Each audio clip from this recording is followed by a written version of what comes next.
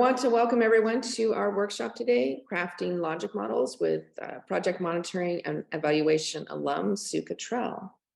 Today's event is sponsored by American University's Measurement and Evaluation Program. At American University, we are committed to pursuing inclusive excellence. One of our practices, shared from our Indigenous and Native communities, is to offer a land acknowledgement at the beginning of our meetings and events. The goal is to build our mindfulness of historical processes in which we still participate. American University is founded on the unceded land of the Nacotchtank, Anacostan, and Piscataway peoples. I ask you to join me in acknowledging these communities, their elders, both past and present, as well as future generations. American University also acknowledges that it was founded upon exclusions and erasures of many Indigenous peoples, including those on whose land this institution is located. With this acknowledgement, we commit to working to dismantle the ongoing legacies of settler colonialism. Those of you who attend our events know that we always provide a land acknowledgement at the beginning. I would encourage you to take this a step further and to do some research on the land where you are sitting. If you're not aware of the history of the land and you are in the United States or Canada, I'm going to put some resources in the chat that you can use to do some research on that. As we get started today, I would like to introduce you to our student team overseeing, our alumni and student team overseeing today's workshop. Our moderators are alumni and students from the Masters of Measurement and Evaluation program. Isabel Kriesman will be our Zoom moderator, introducing our speaker and fielding any questions on Zoom. Emily Lopokolo will be our Facebook live stream monitor, and she'll let us know if any questions arise from Facebook. And Yasemin Simsek will wrap up the session at the end and give us a summary of what we learned today. So I'm going to give it away to Isabel. Hello, everyone, and welcome to today's session. Before we begin today, we'd like to hear where you're joining us from. So if you'd like, please take a moment to go ahead and use the chat box to type in where you're located, and I'll write that information out loud. I saw earlier that we already have someone from Uganda, from Virginia, from Ghana, from Washington, from the UK, from Honolulu, Arkansas, Kansas, New Jersey, Nigeria, Seattle, Washington, Baltimore, California, Ethiopia, Maryland, from DC, someone else from the UK. Emily, do we have anyone on the Facebook feed? Not quite yet. I think we're just getting up and running over there.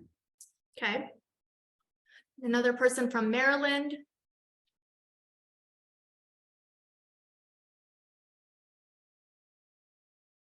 And it looks like the Facebook live stream is now set up.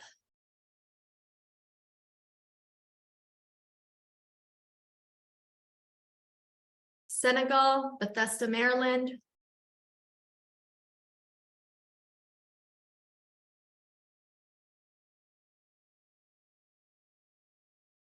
We've got lots of people joining us. So if you'd like, go ahead and type into the chat box where you're joining us from so that we can all see where you're coming from today.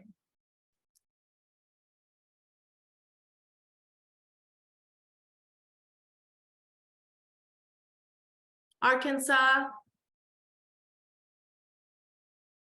Kenya. Wow, we've got people from all over the world. This is fantastic. Welcome, everyone.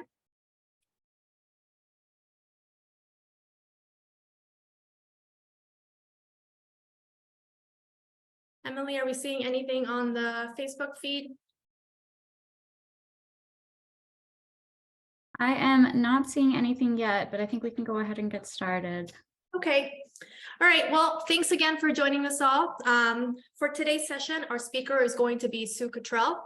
Sue has over 15 years of monitoring and evaluation experience with a focus on international development and education, with an emphasis on strategic planning and capacity building.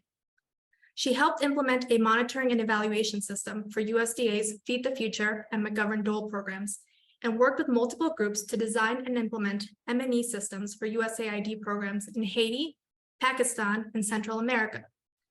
She evaluated programs in Kenya, the Middle East, and the Caribbean, and designed and implemented M&E training programs at government, university, and local levels, both internationally and domestically.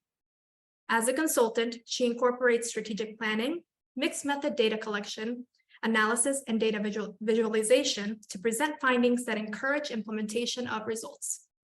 She has a certificate in project monitoring and evaluation from American University. Thank you again for leading today's workshop, Sue. Over to you. Thank you. Hi, everybody. I'm Sue Cottrell, and I'm going to share my screen, and we can go ahead and get started. So we are going to be talking about logic models today and how to craft them. I am very big on logic models. I think they're critical for what the beginning part of monitoring evaluation, but strategic planning, project planning, all of that is just such a critical part of everything that goes forward from it. So monitoring evaluation.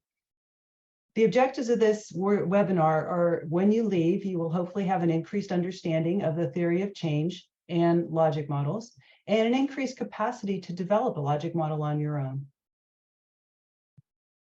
But first, let's do a quick check-in with each other. I know we just talked about where everybody's from, but use one or two words and just pop something in the chat box about how you're feeling right now, because we got all kinds of different time zones. We've got different places. Some of you are just getting up. Some of you are just going to bed. And I, for one, at noon, a little hungry, I gotta say, just a tiny little bit hungry. How about everybody else? How are you feeling?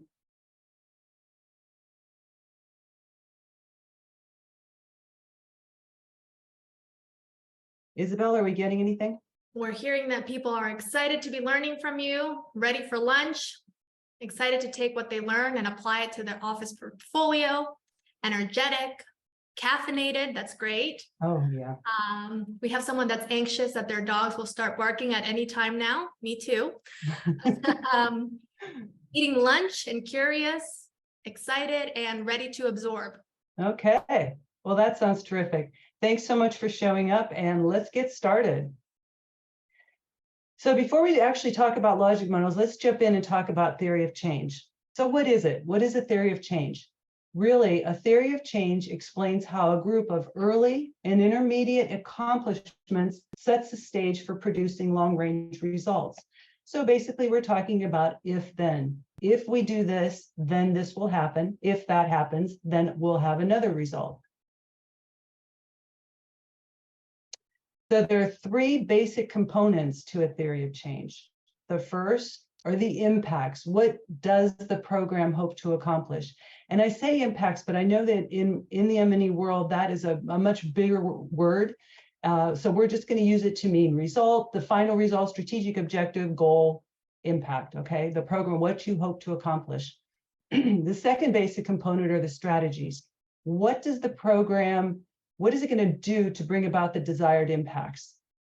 And then the third part is how one result drives another or works with another to contribute to a higher outcome. So those connections that happen.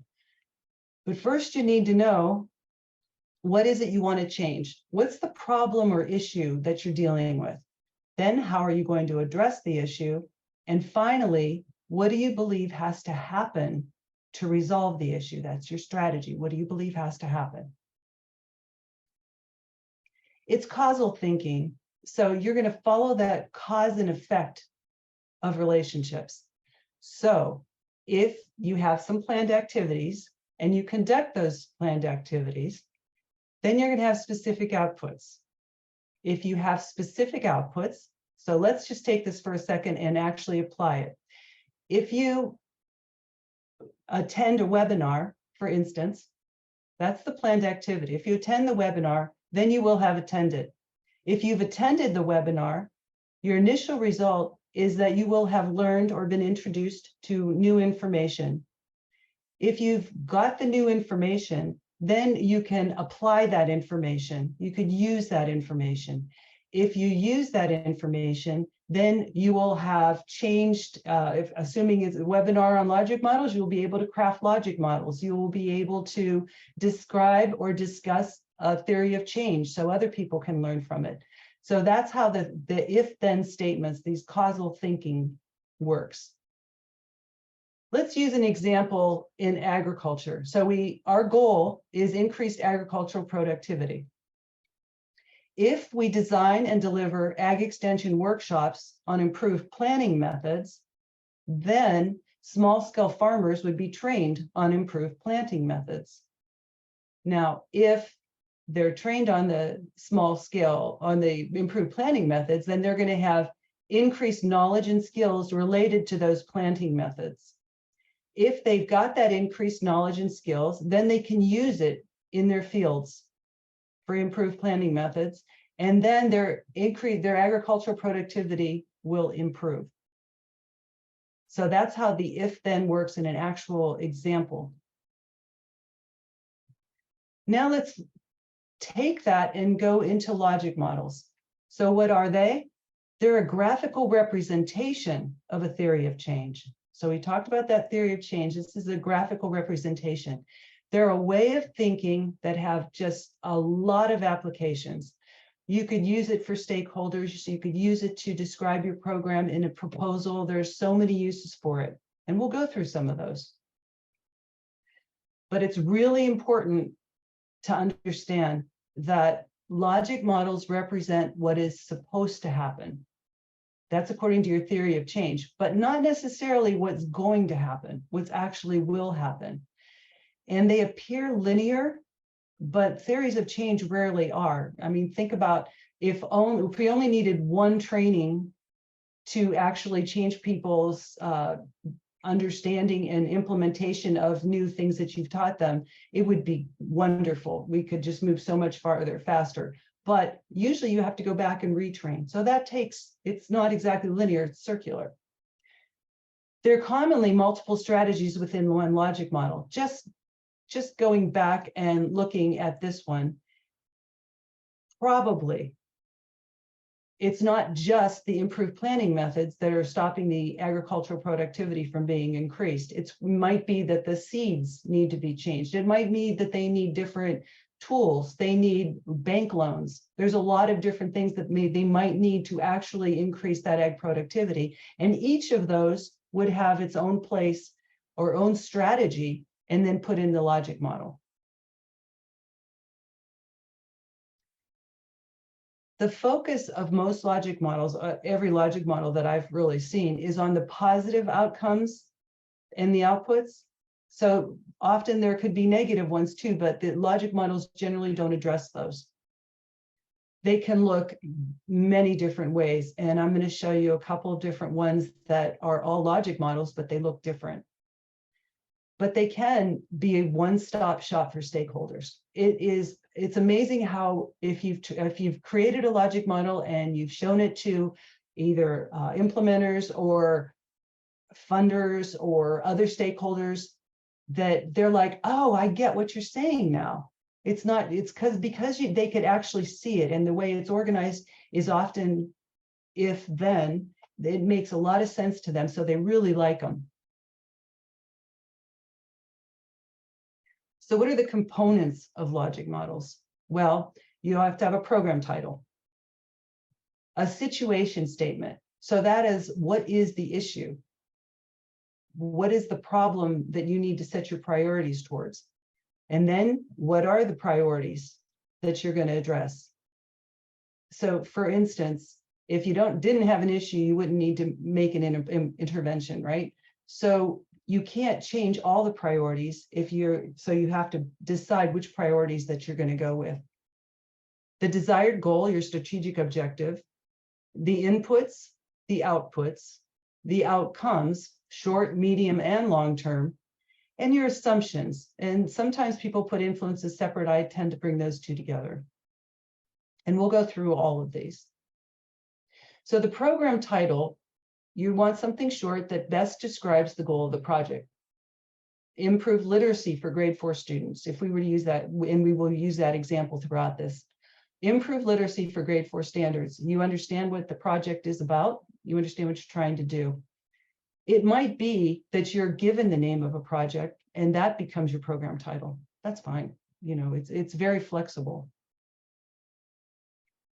The situational statement is very important. It answers the following questions. What's the problem or issue? Why is it an issue? For whom is it an issue? Who has a stake in the issue? What do we know about it? What research or experience do we have? Now you need to put all that into a very short statement, which is a lot. So using this example from a state educational support group, the situation is grade 4 school students are reading at a grade 2 level. If teachers teach the science of reading skills and use the proper assessments, then students would learn the foundational skills needed to meet grade 4 standards and increase literacy. So let's take that apart. What is the problem or issue? The problem or issue is that grade 4 school students are reading at a grade 2 level. Why is it an issue? They're not reading at a grade 4 level. For whom is it an issue? The students are having a problem. Who has a stake in the issue? Teachers have a stake in the issue. Students also have a stake in the issue. And what do we know about the issue or people? What research or experience do we have? We know that the science of reading skills and proper assessments help build foundational skills. That's the research that has been identified, and that they are going to work on those areas as the priorities. So now let's talk about the goal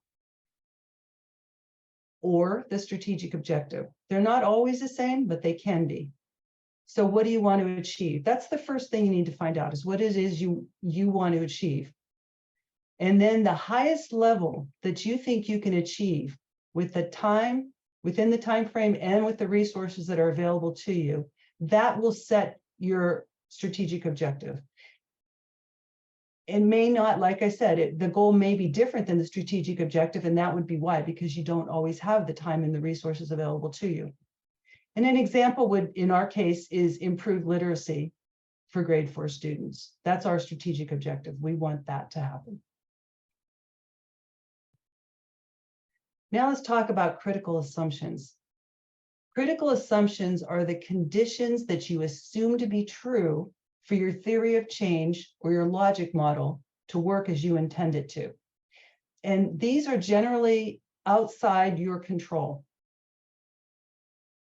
So they can include like a change of government, and that could be at a smaller scale. So in our case, it might be your critical assumption is that you would not have a change in your supervision at the school supervisor level, for instance, or the State Department of Education wouldn't change. You would assume that they're going to stay the same.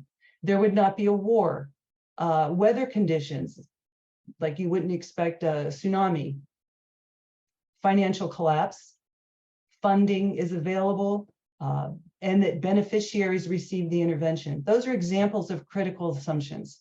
Those are, you assume that those are going to be true as you build your logic model from your theory of change.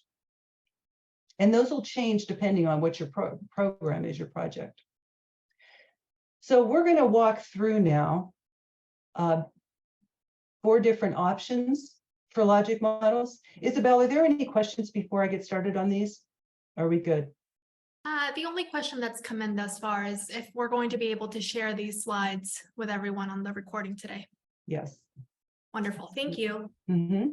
Okay, so the first option, the first step is to identify the long-term outcome or outcomes, and you can have more than one, of interest, your strategic objective. Then you work backwards and you ask how. After that, you go through and you identify who has to be involved, reached, targeted, and or a participant in the project. Then you identify which activities. Then you identify what resources are needed, what assumptions have we made, and the external factors that are outside of our control. But the first step, and this may look familiar as I show it to you, is basically a results framework. That is a form of logic model. You start at the top with the improved literacy of grade 4 students. That's what we want. Then you ask how. How can you improve the literacy of grade 4 students? What has to happen? Well, student comprehension skills have to be improved. Because if you have improved student comprehension skills, then the grade 4 students' literacy will go up. How are you going to do that? How are you going to improve those student comprehension skills? Well, teachers are going to implement the appropriate teaching skills, and there's going to be dedicated class reading time. How are you going to do that? Well, improve teacher knowledge of student literacy at the grade level will help them implement the appropriate teaching skills. And continuous improvement of successful teaching skills includes dedicated class time. How are you going to do that? Well, improve knowledge of the science of reading skills will help the teachers understand what the student literacy is at grade level. Increased use of the appropriate assessments will contribute to the teacher knowledge of student literacy, and increased teacher collaboration will contribute to continuous improvement of successful teaching skills as well. We keep on this page the situation as we described it, the situation statement, and our critical assumptions, in this case, that funding is available, there's leadership support, and that students attend school and receive the intervention. So that's the first one, part of the first one. Then you take those results and you look at the outcomes and you see the ultimate impact is that the increased number of students who meet the grade 4 literacy standards. You can see that that will be achieved through the effectiveness of teaching and these improved student comprehension skills. And then the short-term results are that the teachers learn the new or improved literacy skills, they implement them, they use the appropriate assessments, they learn from each other, and students receive additional learning time. How you do it, the activities that you do go under this second box. So you need to determine what skills are needed, audit the current assessments. You could read all the different things, and that wouldn't be the complete list. This is just an example, right? So those are what you're going to have to do in order to achieve these results. Who are you going to reach? Teachers, school administrators, curriculum directors, state education decision makers, and students. And then your inputs are what do you need in order to make all that happen? So you can see that you need funding, outside professional vendors, you need Zoom or some other sort of way to provide the training venue, books. And again, you could read what the different inputs are. So it comes down to, once you've identified those results that you're looking for, which are your outcomes, you can put it into this form, and then you have a logic model that is on the traditional side that you add your external factors and your assumptions in there, and then you could show that to your project team, you could show that to your funders, you could show that to your stakeholders. I would put both of those in there if I were to show that to someone so that they can understand that. Let's take a second and just talk briefly about outputs and outcomes. That can get confusing. And output is the direct products of the program activities, or what we do. So if we conduct training, then training is conducted. So that's an output. If we conduct training, 20 people attended it, that's an outcome. That's an output. It's evidence that the activities were performed as planned. Then you look at outcomes. There's short-term, medium, and long-term, just like we had set up in the previous slide. And those are, the learning, so changes in awareness, knowledge, skills, short-term outcomes. Medium-term outcomes are like action. So you're making changes in behavior or decision-making or policies or social action. And then the long-term are changes in the conditions or the well-being, your health, economic, civic, environmental, in our case, literacy. So that's the difference between outputs and outcomes. And that's true across the board, not just in option 1. Okay, the second option is option 2. Again, the first thing you do is you always identify the long-term outcomes of interest, but then you move to the activities column. It's amazing people have ideas about activities they want to undertake long before they've thought about what results they want to achieve. So they like this one. This is a good one for people to get used to and get comfortable with. So if you're working with people who have never created a logic model, this is a good one to start with. The other one's a little more complicated in that you have to understand results and outcomes.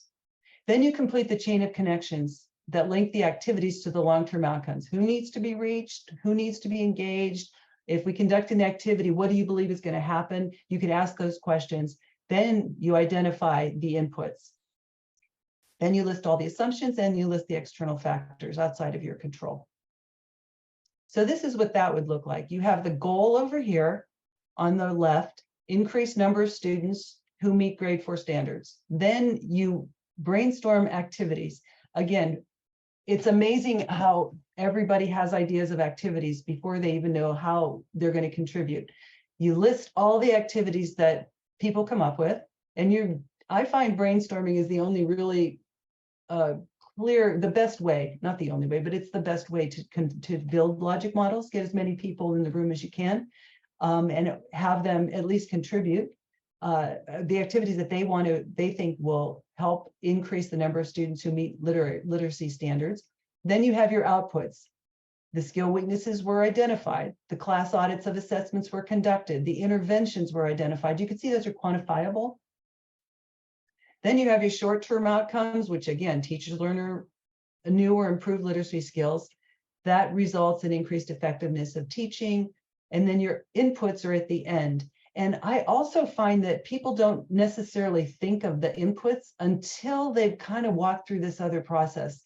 And also you keep building on it. Or if someone comes up with an input, you can put that in the input column, and then you're building it along the way. Because if you list an activity, they often then think of what they might need.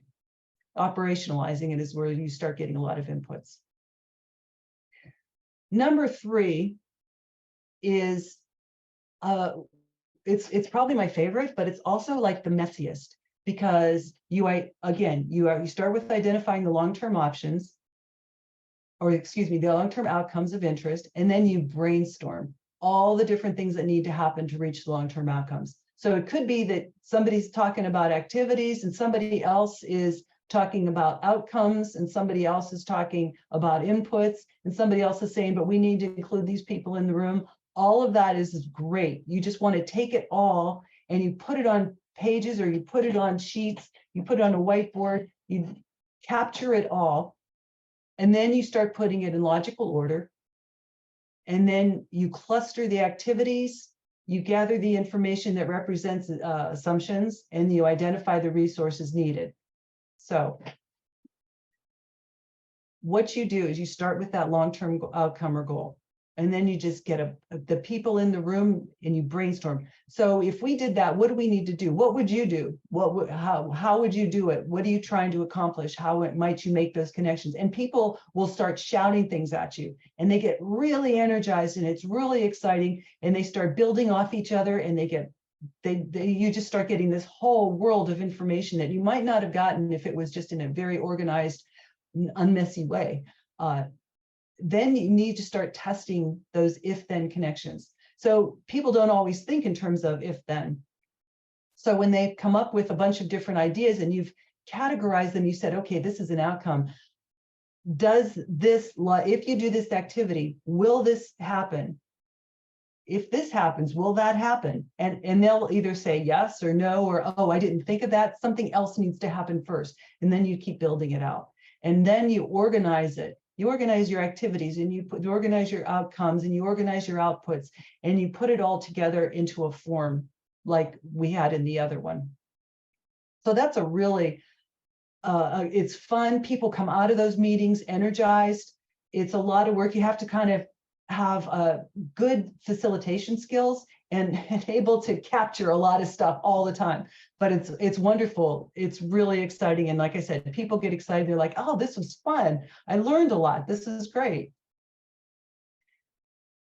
So option 4, well, let me just back up just really quick. On this, you would still use that format. You can put it in the order that makes the most sense for you. But I will also say that as Americans, at least in our culture, we read left to right, and therefore it's probably easiest to think in terms of putting things in a logical order, left to right.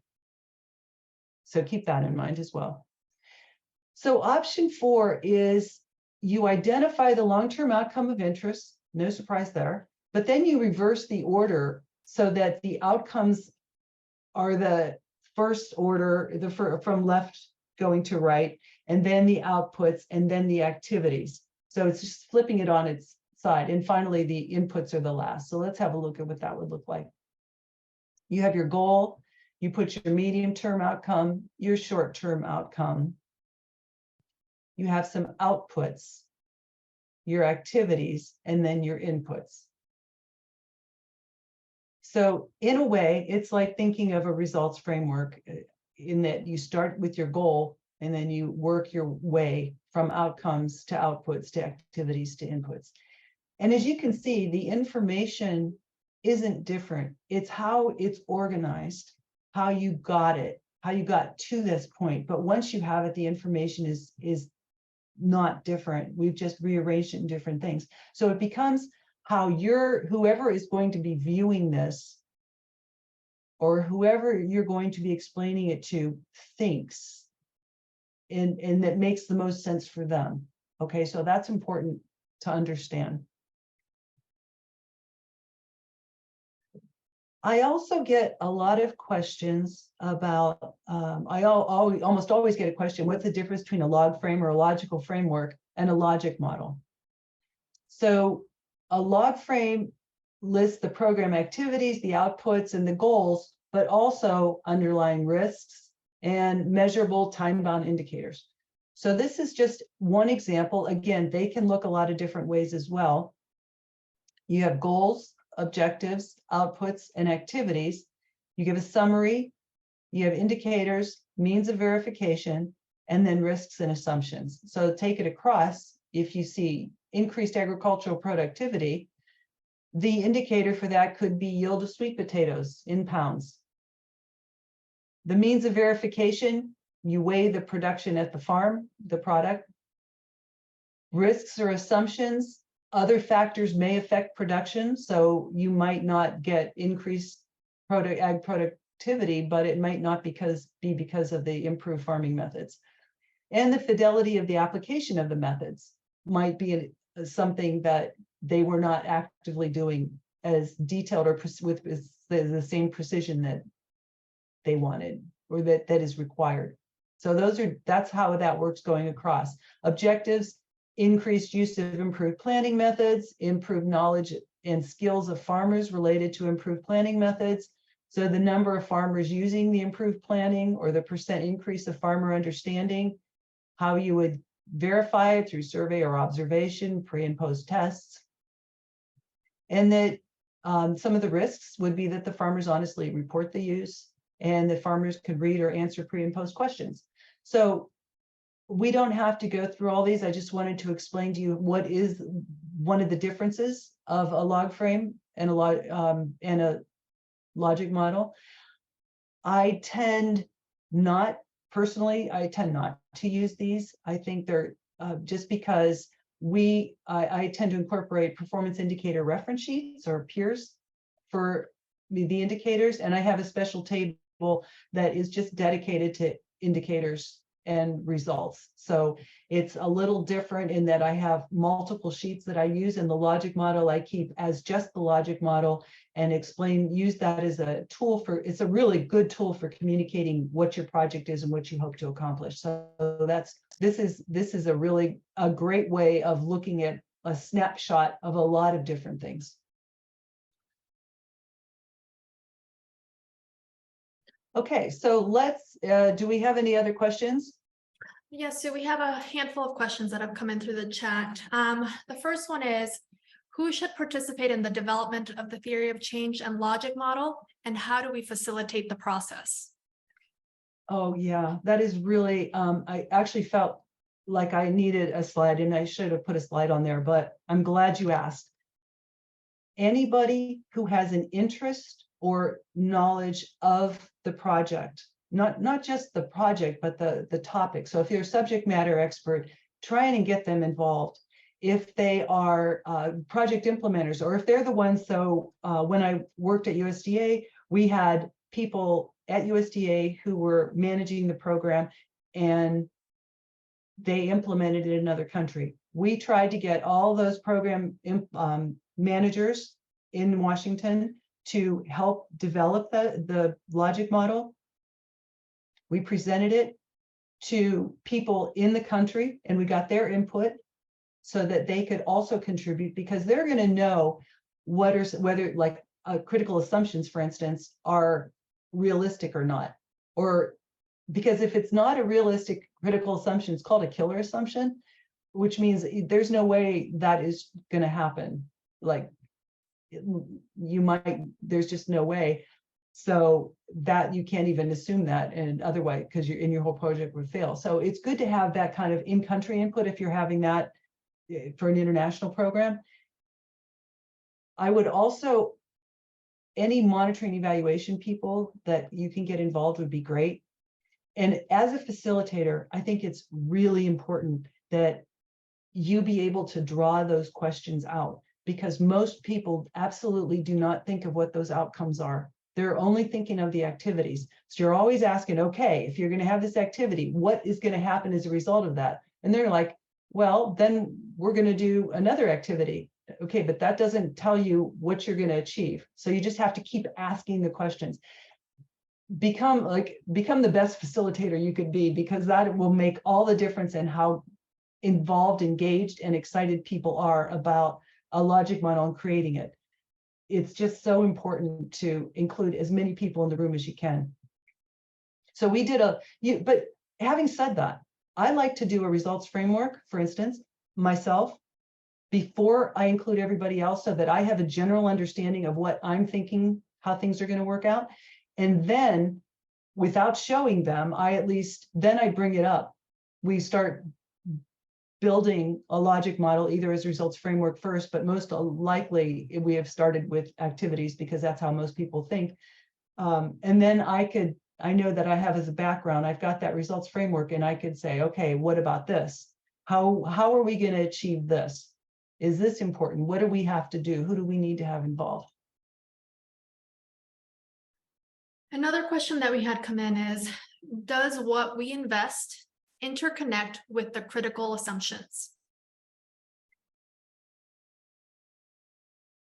To a degree. So if your assumption is that that investment is not going to get pulled, but it's out of your control, like it would get pulled because you didn't do your job, then that's not necessarily a critical assumption, because you could change that. But if it's something you really can't control, and that funding might get pulled because there is a conflict in Ukraine, so they had to take money from Haiti and put it into Ukraine, that's a definite critical assumption.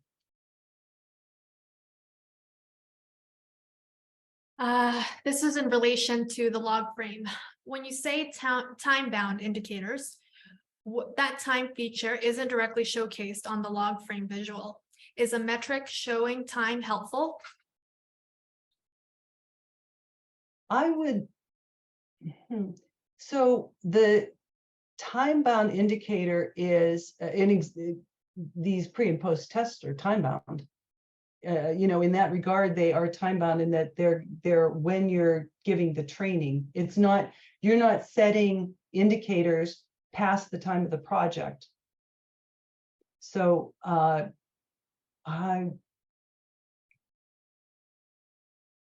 don't think you can. Well, one thing you can do is within 30 days. So that would be a good example of an indicator in a way. Have they implemented this within 30 days or within 60 days or within 90 days? If that's part of your theory of change, is that they have to do it within a certain period of time.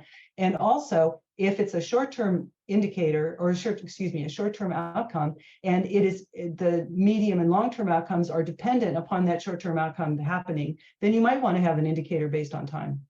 That could be. That's an example. Great. What is the difference among theory of change, logic model, and results framework? Maybe if you can just cover that again. The theory of a logic model sort of is a graphic representation of the theory of change, which is why I feel like it's important that I started with a theory of change. What do you think is going to happen? What has to happen in order for you to achieve the goal and reduce the problem that, or the issue that you have identified? So the theory of change is, this is what I believe is going to happen. This is the outcome we're going to achieve.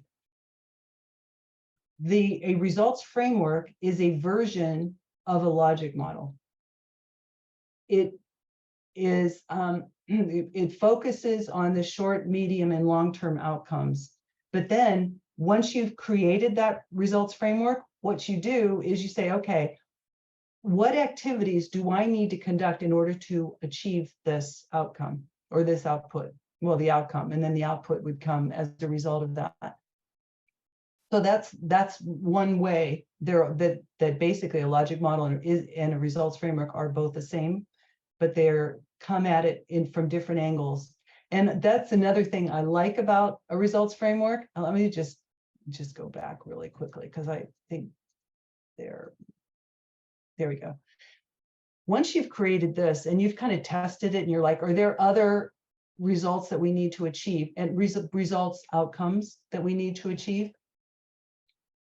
Then, and there's always small ones, but you can't, you focus on the bigger ones, right? Then you say, okay, how can we improve the knowledge of science of reading skills? What do we have to do? Well, we got to have some sort of training. That's the way they're going to know. Or we could have some support in the schools. We could have technicians or specialists go into the schools and give one-on-one technical assistance. What else could we do? You know, we could provide them books. We could have pre-taped videos that they could watch on their own. We could set up different things. So if you do that with, I'm sorry, you do that with especially these lower ones, then you start building that activity section as well. So it's like the first step of finishing the logic model that then ends up looking like that. And then when is it best to use a logic model versus a theory of change? When you're using a logic model, you are using a theory of change, but you sort of have to have a theory of change to build the logic model. But the bottom line is it's first. It's part of your planning. It's part of your strategy. You have to make sure that your project is sound and that you've tested it. And when you've created this logic model, you go show it to people and you say, did we miss anything? Is there something else that's critical that we need to include? So it comes first, theory of change, build that into the logic model, and then show that logic model to as many people as you can and get feedback, and have them build it even stronger, tear it apart if they need to, because this is then what you're going to implement. And also what you're going to use to build your indicators from, which is pretty critical for measuring, whether you're successful or not. Okay. And the last one that we can cover for now, from my end at least, is what tools do you use for mapping your theory of change? As in a computer assisted thing, or? I think so. That's how I understood it. There is for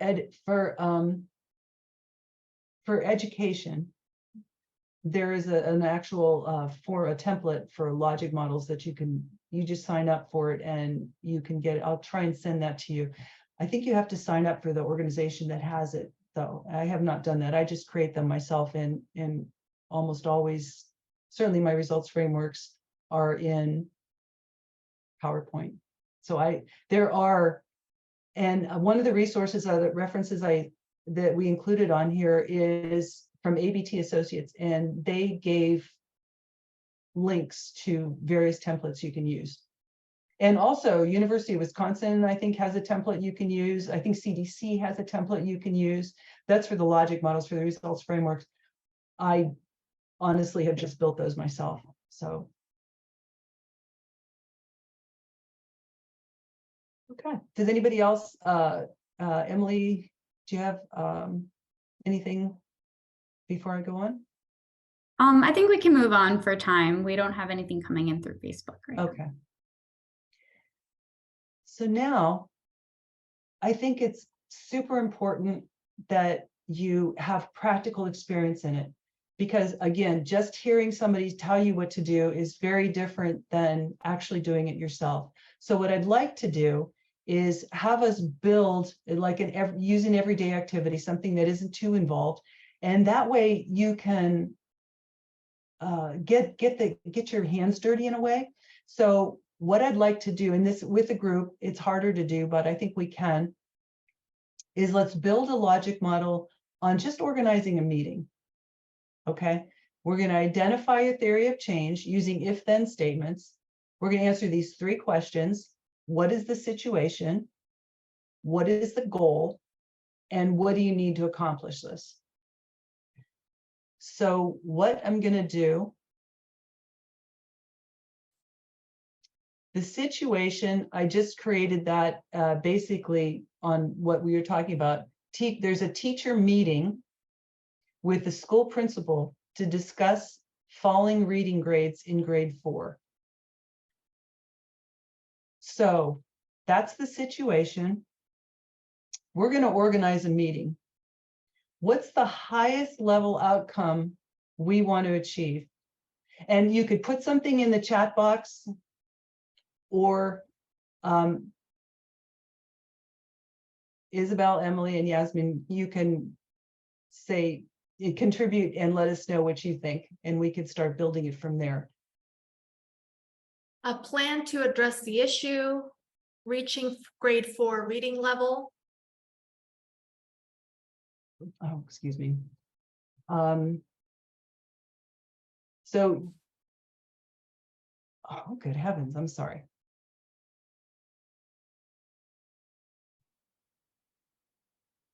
I'm going to take this out of,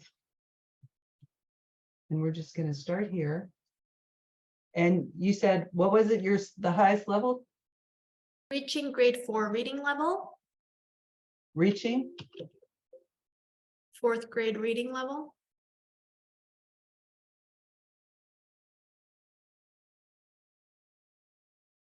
Anybody else have any ideas on that? A plan to address the issue. And agreement to participate in the project. That's what came in from the chat. Okay. Okay, so we have 3 ideas here. And let's look at that. So this is organizing a meeting. By organizing the meeting, could you reach grade 4 reading level?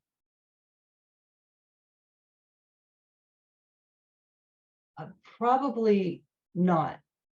It's just a single meeting, and it's a teacher meeting with the principal to discuss the falling reading grades. So I'm going to say that that one is too high of a level for just the meeting. However, it is in fact very similar to coming up with a plan to address the issue. So if the goal of the meeting is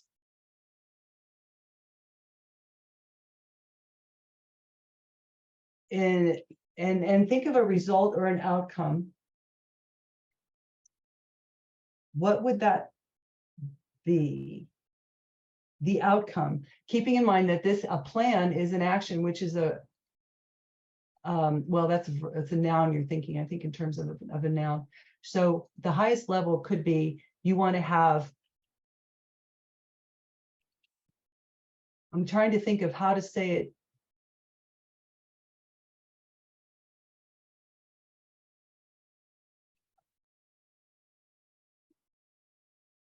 Improving, increased understanding of next steps, perhaps, from the meeting. An increased understanding of the next steps could be one. Or for the second one, agreement to participate in the project, if that was the objective, it could be increased commitment to the. However, in this particular situation, we didn't talk necessarily about a project. So that may or may not be accurate. Okay. Now, let's leave that there. Let's talk about what has to happen in order to have the meeting. You're just organizing a meeting. Actually, if you want to, you can put anything into here. You can include inputs, you can include activities, you can include any outcomes you want. Any ideas on any of these? An agenda was noted. Okay, oops. Okay, agenda is a great idea. We need an agenda.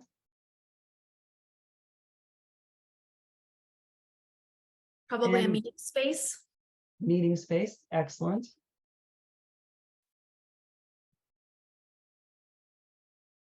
And how are you going to get an agenda?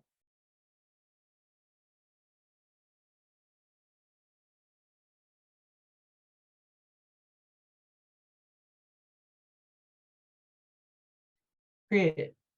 Somebody's got to create the agenda, right? What else has to happen for the meeting? You have to identify, find the meeting space, right? You need teachers and the principal, someone noted. Yep.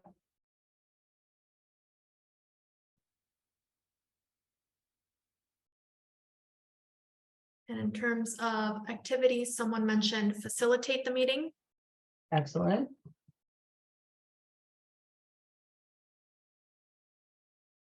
Some additional resources, a grade book or other record of performance from grade 4 students. Ah. Excellent. Identify. Yep. You need to send the invitation for the meeting.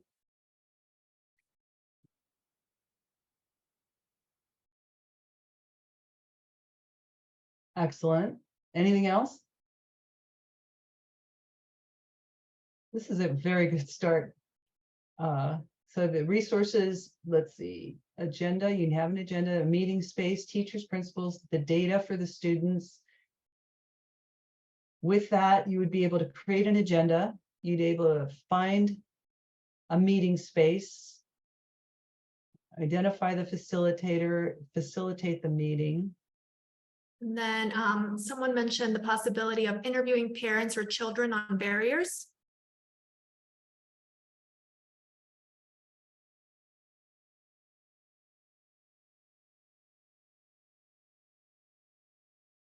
Okay, that's great. So then you need, as another kind of a resource, parents. Okay, so if we, the output here for would be that you have an agenda, right? If you, to create the agenda, you then have an agenda is created. Number of attendees. You know, that is a yes. But I have read some kind of research that has indicated that for outputs, it's then it becomes an indicator when you put number of attendees. But the output is that the people, intended people attend. Does that make sense? The number of, we could put attendance.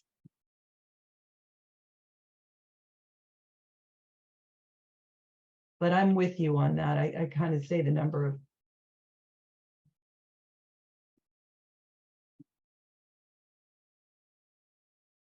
or the invitees attend.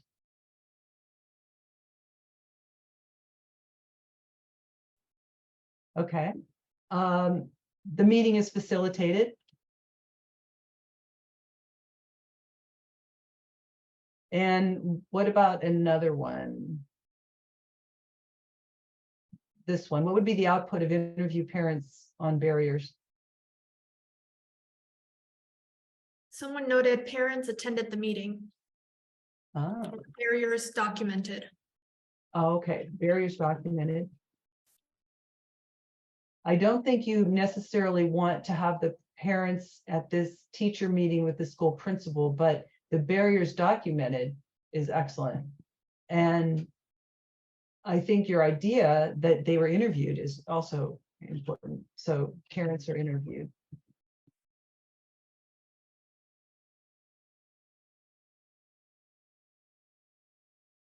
Now, your initial outcome here, what do you think would happen? Again, you're organizing a meeting. So your initial outcome is that you have an agenda created, you facilitated the meeting, you had the invitations were sent.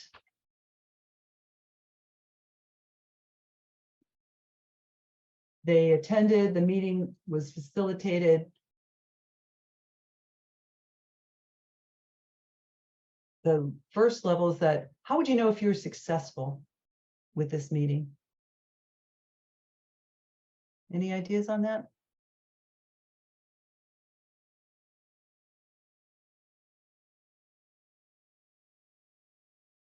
People You would stayed know. engaged during the meeting.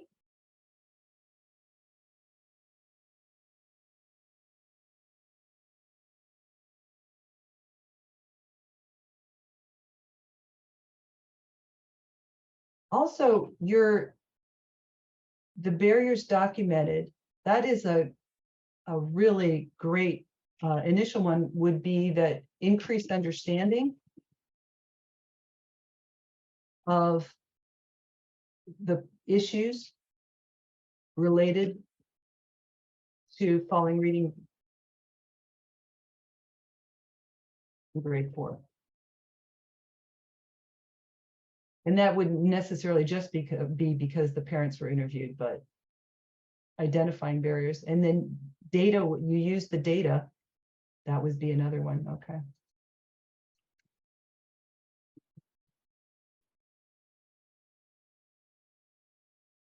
Okay, that's great. And then the broader, if you have this increased engagement, increased understanding of the issues related to falling reading grades in grade 4. Ooh. It might be, you have a plan, these could be here. Oh, and that might be all you need.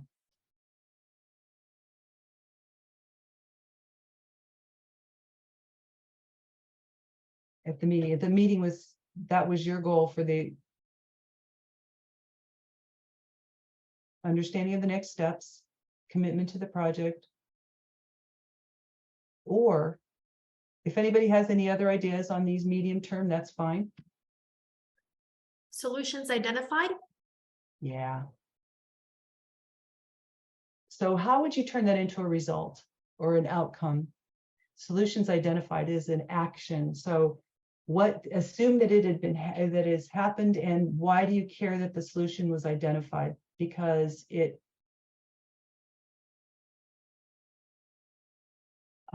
solutions identified. That also contribute, don't you think that by identifying the solutions, you understand the next steps? Would that contribute to that, do you think? Yeah. Probably. And then you have the plan to address the issue, which this is going to probably get messed up, but if we put it here again. think we might have there.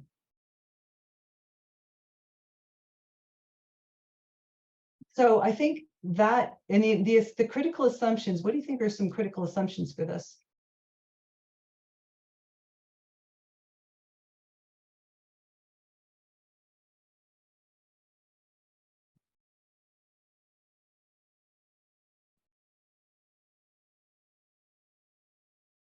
That all teachers attend. Someone mentioned no COVID-19 outbreaks. Yeah, Likewise, that parents are willing to attend.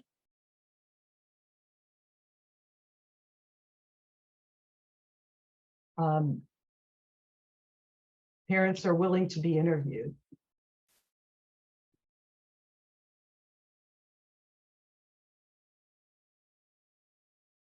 Yeah, the school doesn't shut down.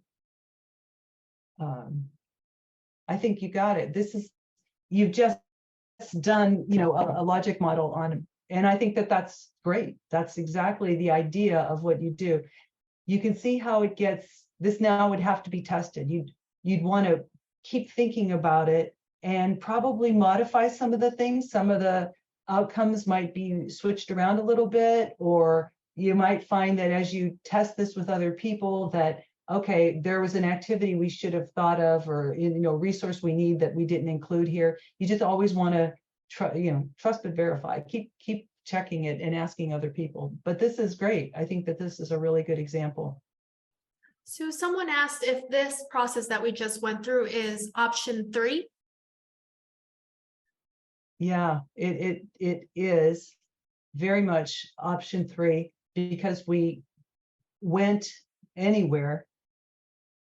We always identify the highest thing that we could think of first. And then we went back and I said anything. So that is option 3. Good job, whoever said that. It is. And the thing I would stress here just is that you want to notice that you have to be willing to check people. Like if they're using an activity, an action thing as an outcome, work to try and think what that outcome might be. What would that contribute to make it an outcome? Because otherwise it belongs in an activity. And on the output, the number of attendees, that's what I definitely, up until fairly recently, that's what I was using for outputs. It would be the number of invitations sent, the number of invitees that attended, how many meetings were facilitated. So it's just this new research that I had read that said you just don't put the indicator on there. But I think that it gets at the point very well, so no problem in my mind with that. So basically we did that. We showed the connections, whether it seems logical. Just go back through it real quick. The resource, the agenda, the meeting space, teachers, principals, data, students, and parents. They're all people that are needed. Those are inputs. You need to create an agenda, find the meeting space, identify the facilitators, send invitations, facilitate, interview parents on the barriers. They have agenda, that's a created agenda, number of attendees, invitations, meetings facilitated, parents are interviewed, barriers are documented, then increased engagement, understanding of the issues related to the following grades, reading grades, then increased understanding of the next steps, increased commitment to the project, and then a plan to address the issue, agreement to participate in the issue. Those are